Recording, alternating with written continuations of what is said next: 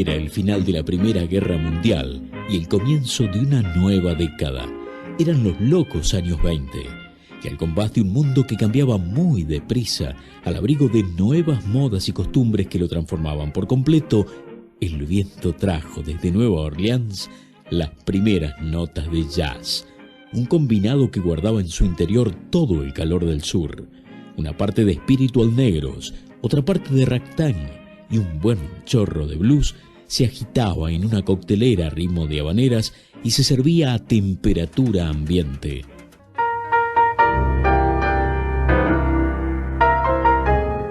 Así comenzamos Simplemente Jazz.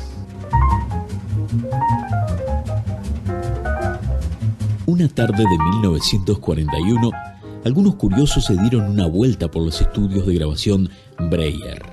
La banda allí reunida parecía un verdadero seleccionado del jazz en la Argentina. Las partituras reposaban en los atriles mientras los músicos practicaban las partes más difíciles. Justamente había partes para Dante, Enrique Varela, Brookett Peckinman y Juan Salazar, músicos de ese entonces. Así que vamos a disfrutar la música, la voz del Mono Villegas en este especial y al final la lista de temas musicales que voy a compartir con vos en este especial del Mono Villegas. El cerebro que había planeado aquella congregación era un pianista joven, egresado no hacía mucho del conservatorio de Alberto Williams. Se llamaba Enrique Villegas. Nacido en Buenos Aires el 3 de agosto de 1913, casualmente en la misma manzana que Adolfo Ábalos, pianista folclórico, y Aníbal Troilo, en el ambiente musical se lo tenía como un tipo difícil y algo soberbio. Yo dije siempre que había 3 clases de pianistas: los que no tocan nada, que son los que más escucha el público; los que tocan mal y siguen tocando mal durante toda su vida sin ninguna variante; y los que, como yo, tratan de tocar mejor cada día sin conseguirlo, hasta un segundo antes de morirse.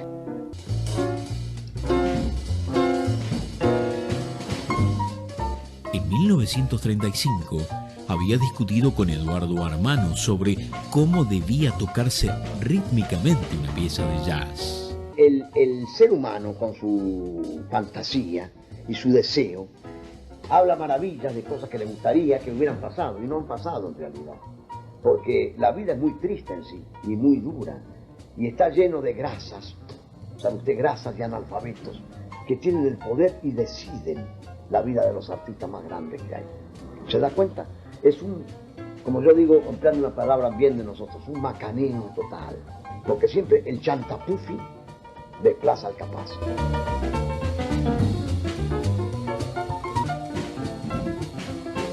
Su breve ficha técnica contaba con algunas anécdotas de genio precoz. La ejecución en público de Rhapsody in Blue de Gershwin en 1932, el estreno del concierto en sol de Maurice Ravel, que casi nadie quería tocar. Él afirmaba ser el segundo intérprete en el mundo en hacerlo.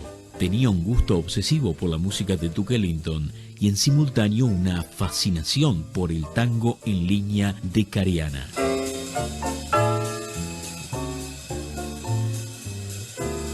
Más atrás en el tiempo, la biografía de Villegas registra una vida escolar poco feliz y un secundario interrumpido por la música. La rabona me la hacía para ir al conservatorio del padre de René Cóspito a tocar jazz y hacer jazz con él. En cuarto año del normal Mariano Acosta falté tanto por ir al conservatorio que quedé libre.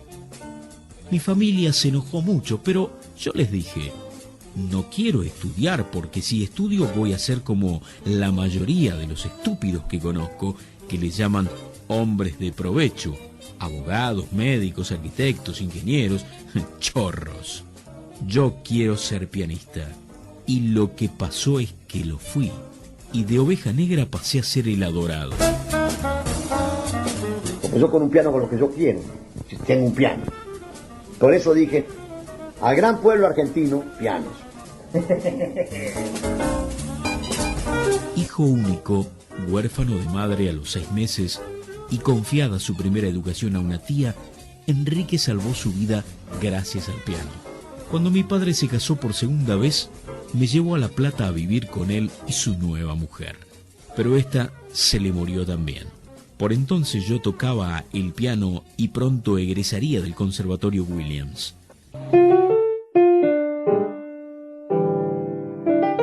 Enrique se sintió atraído por la música de Duke Ellington y pronto agregó al panteón de sus predilecciones al pianista Art Tatum. Con su ritmo firme y relajado a la vez, su instrumentación tan osada y las melodías encantadas del saxo de Johnny Hood, la música de Ellington fue la experiencia iniciática del joven Villegas. Por eso quiso rendirle tributo en 1941 con Jazeta. Esta vez, la crítica lo trató con admiración. Jazeta gustó mucho, pero más gustó el estilo de Villegas como corriente autónoma dentro del jazz argentino. ¿Qué era Ellington? Era el genio más grande que ha tenido el jazz. Yo dije una cosa y después la ratifiqué. Si Duke Ellington hubiera sido blanco, George Gershwin no existe. Pero si hubiera sido blanco, no hubiera escrito las músicas que escribió siendo negro. Y esto me lo ratificó él cuando le dieron la medalla ahí en el cumpleaños en Washington. Él por tocar 30 años de jazz y qué sé yo. Dije. Él dice, yo no sabía que estaba tocando jazz, yo creía que estaba componiendo música negra, dijo él. A lo largo de la década del 40, Enrique Villegas llevó a la práctica las condiciones no siempre convergentes de rigor instrumental y libertad creadora.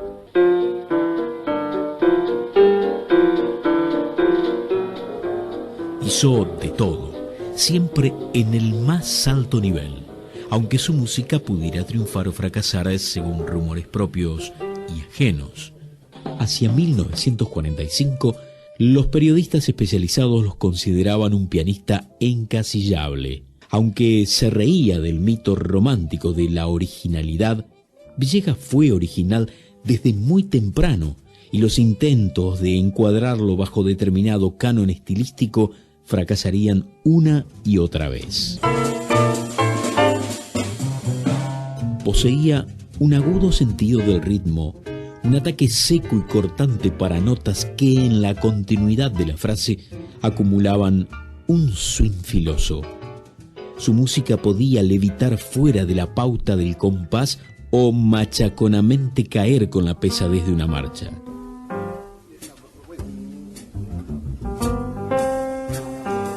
El St. Louis Blues es el himno de mi música, solía declarar para molestia de los nacionalistas y desconcierto de los modernistas. El productor George Avakin quedó sorprendido por el estilo de aquel argentino al que calificó de pianista muy personal, con un aire de Errol Garner y con un conocimiento muy seguro de la música de Brahms y Chopin.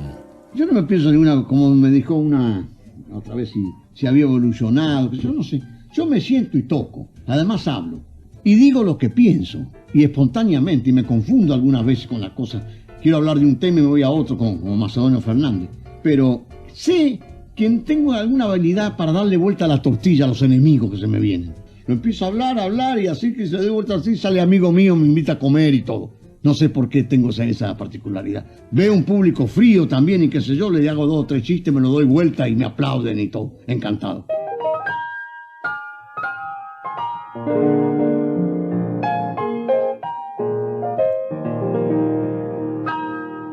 A comienzo de los 50, la Columbia le propuso probar suerte en los Estados Unidos y Villegas se dio algunos gustos. Por ejemplo, el de tocar y grabar con el baterista Coxsey Cole y el contrabajista Milt Hilton.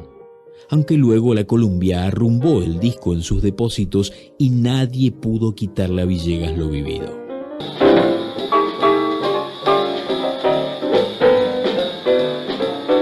En 1964 el músico ya estaba de regreso en casa. Fue entonces cuando, descreído del mundo pero no de la música, grabó sus discos para el sello Trova y desarrolló lo más osado y original de su estilo.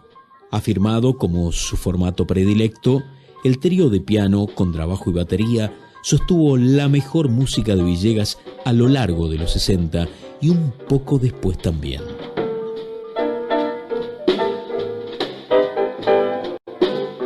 El Mono solía decir que no recordaba un solo día de su vida en el que una mujer no le hubiera dicho que no, y aseguraba orgulloso: toda mi vida me he privado de las cosas que no me gustan.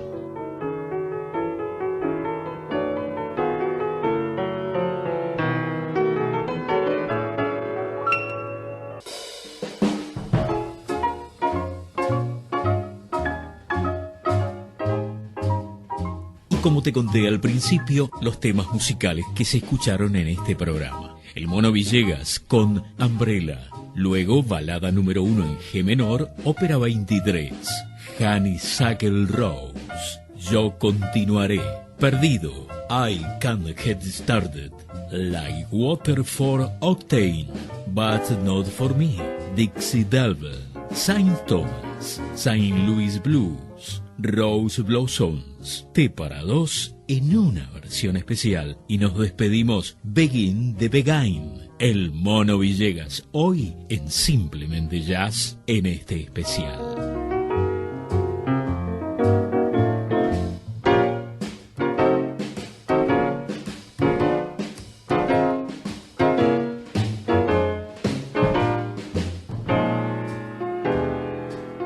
Selma Henry, su entrañable secretaria, ante un raro olvido del Mono, tuvo que anotarle unos compases de El hombre que yo amo. Eso fue lo último que Villegas le dijo al piano con esos sus dedos más que humanos.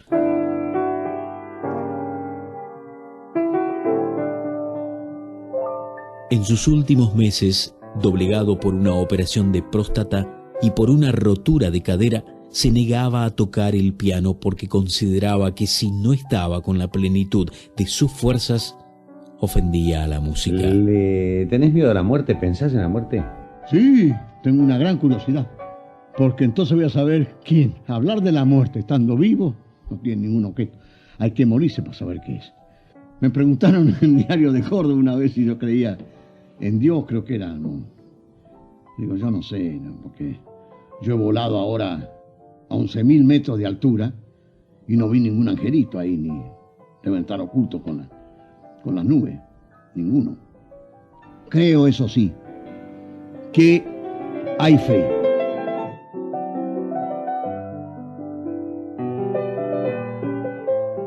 Para tener su paro cardíaco, para morirse, eligió justamente el consultorio de su médico el 10 de julio de 1986. Y hoy conocimos en Simplemente Jazz la vida y parte de la historia de un grande del jazz argentino, el Mono Villegas.